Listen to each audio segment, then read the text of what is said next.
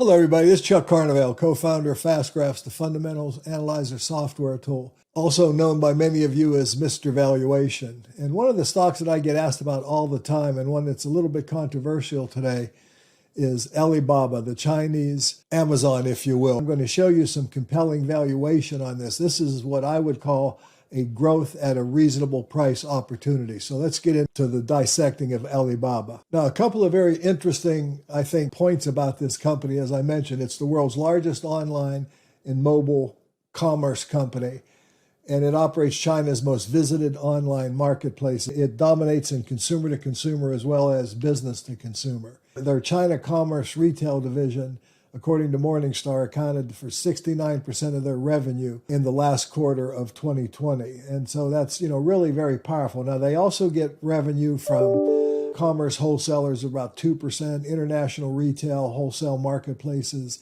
about 5%, cloud computing, about 7%, digital media and entertainment platforms, about 4%, and logistics services, 5%, and innovation initiatives, as Morningstar calls it, another 2%. So it's got some diversification, but it's primarily, I think the key point is it's an e-commerce site.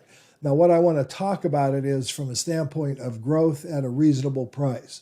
This is a very powerful growth stock. Now, there have been some issues. We all heard about Didi. The Chinese government is getting involved in antitrust, and they're looking at data security. And so there's some issues that you really have to be concerned with when you're looking at this stock. And those issues have really driven the price, or the price down dramatically. If we look at the price drop since October of 2020, you can see that the stock is off roughly 30%.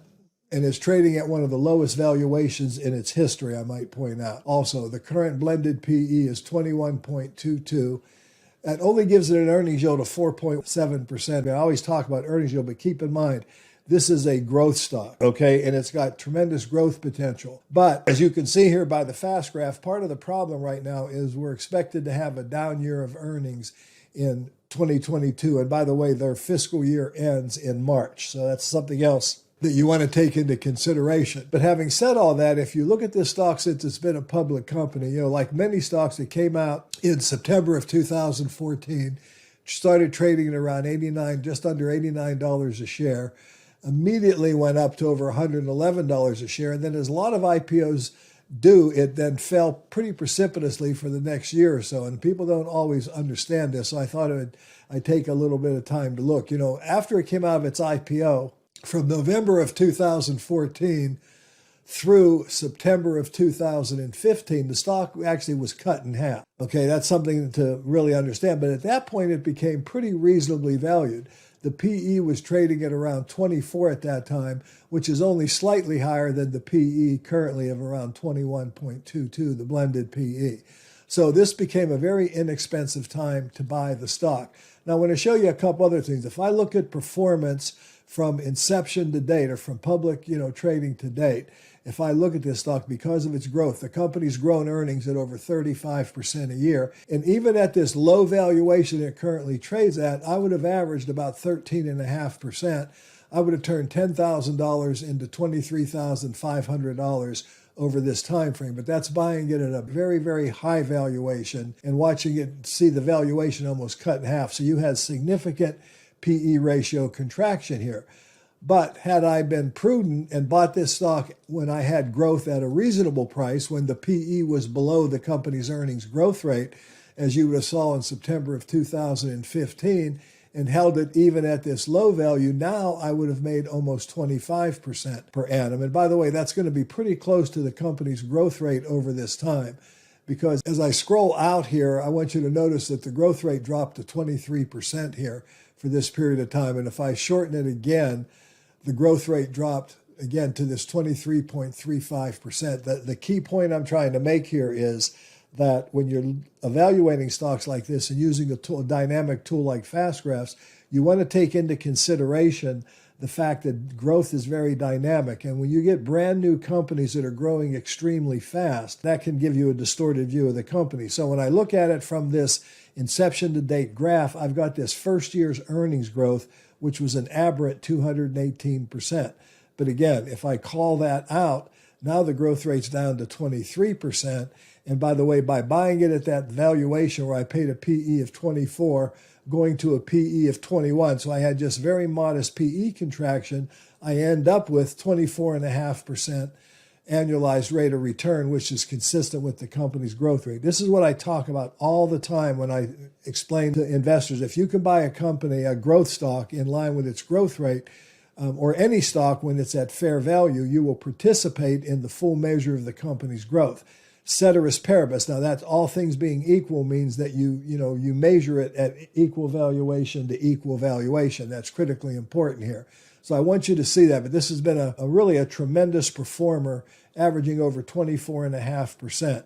Now, it is down today, and it doesn't look as undervalued when I draw it at this more rational valuation than it did when I showed the longer-term graph. I also want to make that point.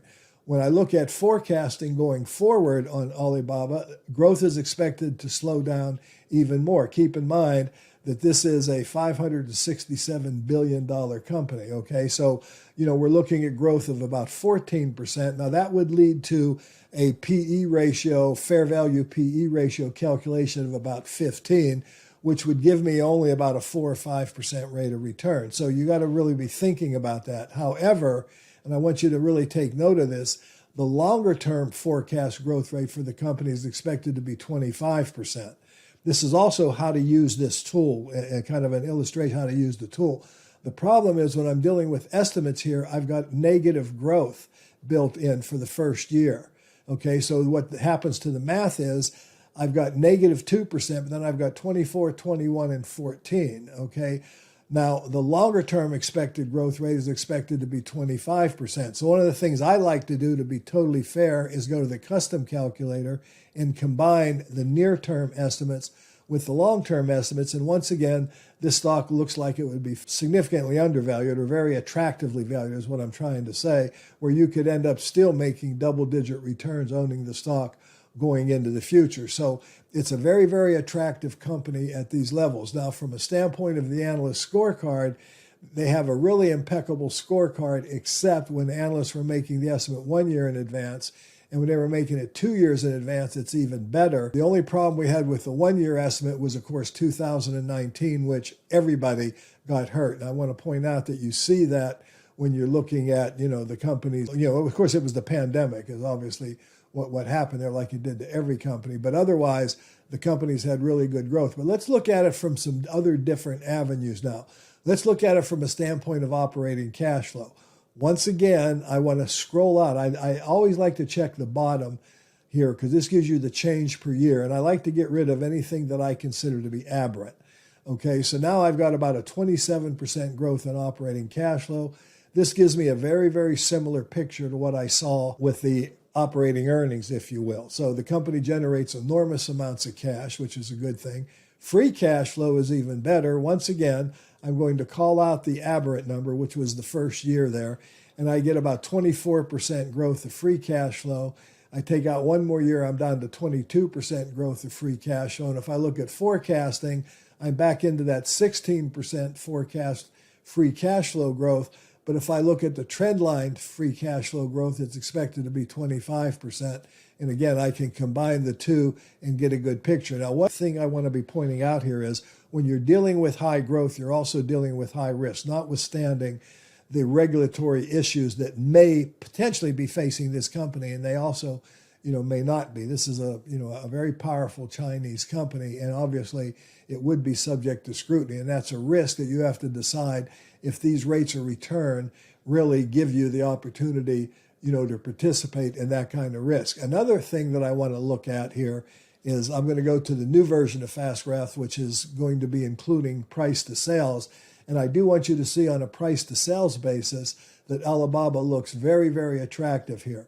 Their sales growth has been, very, very strong. But again, I can play this game and call it out. It's averaged about 34, 35% a year since, most of 2015, fiscal 2015, which ends in March. So it's now trading at a price to sales of 4.86, which is one of the lowest price to sales you've seen it trade at here. And sales are still expected to grow going forward at a very attractive rate at about 22.5% going forward.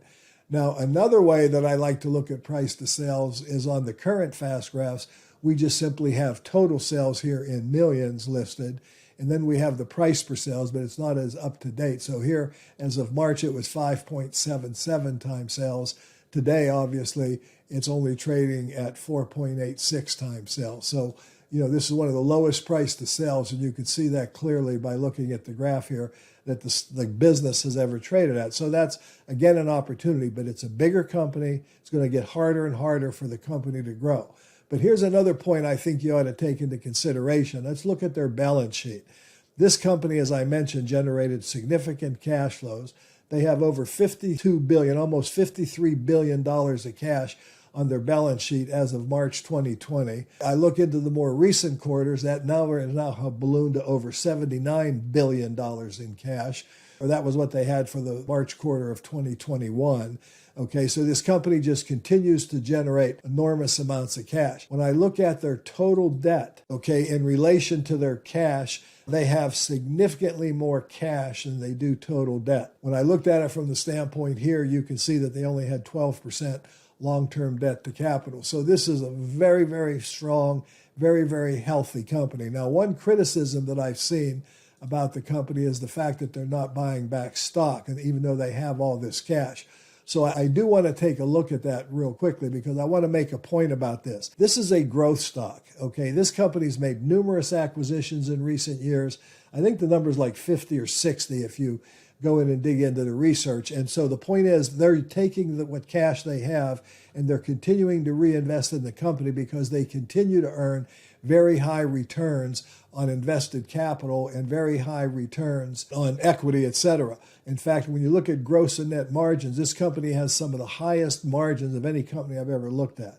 So, this is something to consider. This company is a very, very profitable company.